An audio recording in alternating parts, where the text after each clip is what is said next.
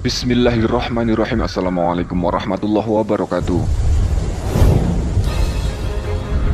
Dalam upaya mendekatkan diri pada Allah Subhanahu wa Ta'ala, ada satu fase amalan yang sering terlupakan dan tidak diajarkan secara umum dalam syariat. Fase ini adalah mengamalkan ilmu rasa.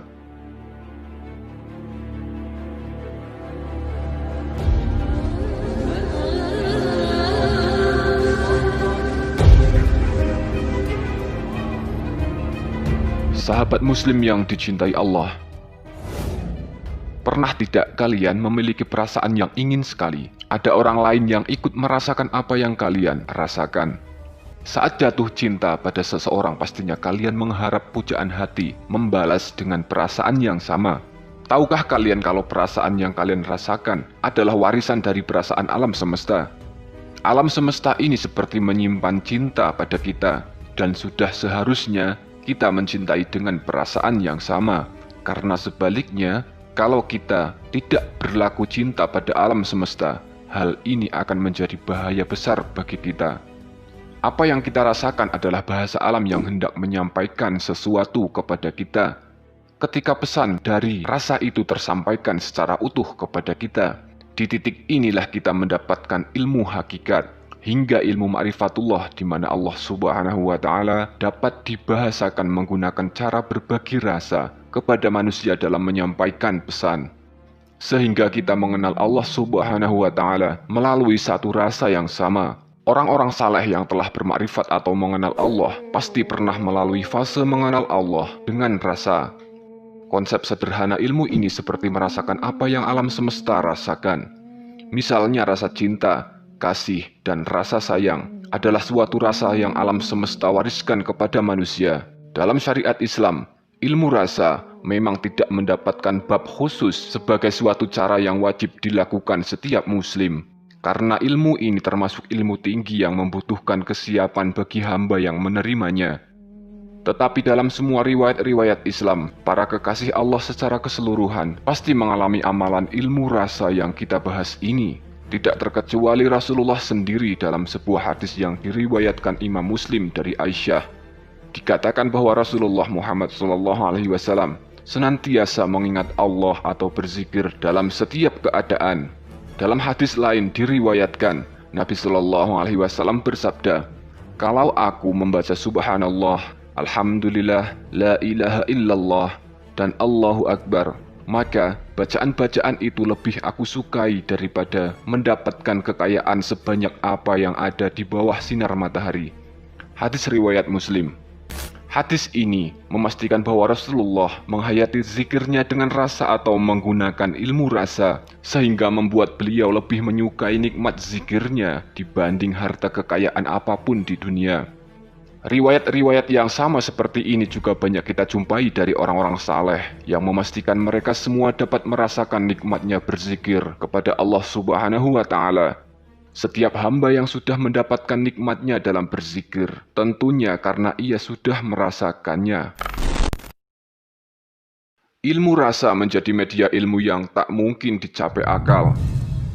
Dalam tasawuf, cara yang ditempuh untuk menemukan hakikat menurut Imam Al-Ghazali terdiri atas dua tahap, yaitu ilmu dan amal. Ilmu yang dimaksud adalah pengetahuan tentang konsep dan langkah-langkah yang harus ditempuh di dalam tasawuf, seperti mahabbah, makrifat, dan sebagainya. Selain itu, diharuskan pula mengetahui syariat dan keimanan yang kuat terhadap tiga dasar keimanan. Yang dimaksud dengan amal adalah mengalami secara langsung konsep dan langkah-langkah yang harus dilalui tadi. Ilmu dan amal harus menyatu.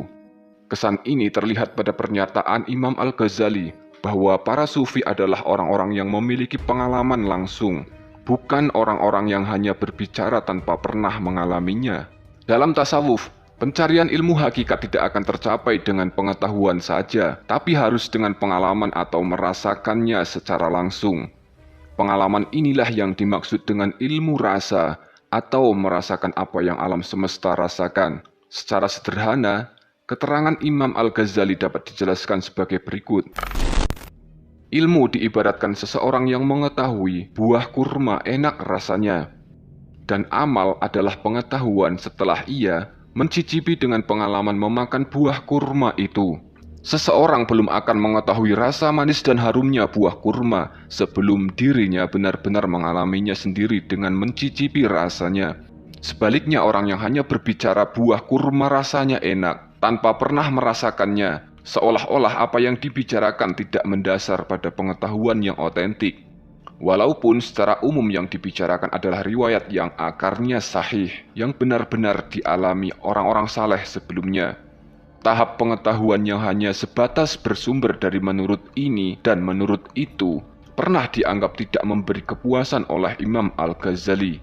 Menurut Imam Al-Ghazali, justru karena ilmu-ilmu yang dipahami oleh akal tidak memberi manfaat terhadap batinnya, maka beliau memutuskan mengamalkan dengan jalan meninggalkan seluruh aktivitasnya, beribadah kepada Allah.